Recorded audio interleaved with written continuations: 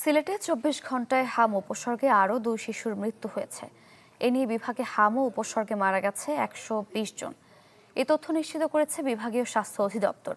জানায়, বাংলা কিউআর যেখানে নগদ পেমেন্ট সেখানে। সারা দেশে ১০ লাখেরও বেশি মার্চেন্টে নগদে পেমেন্ট করুন খুব সহজে। গতরাতে সিলেট এমএজি ওসমানী মেডিকেল ও শহীদ শামসুদ্দিন আহমদ হাসপাতালে চিকিৎসাধীন অবস্থায় হাম উপসর্গ নিয়ে ২ শিশুর মৃত্যু হয়। তাদের বয়স ৭ মাসেরও কম। স্বাস্থ্য অধিদপ্তর জানায়, বর্তমানে সিলেটের বিভিন্ন হাসপাতালে হাম উপসর্গ নিয়ে চিকিৎসাধীন রয়েছে ৩০৪ জন।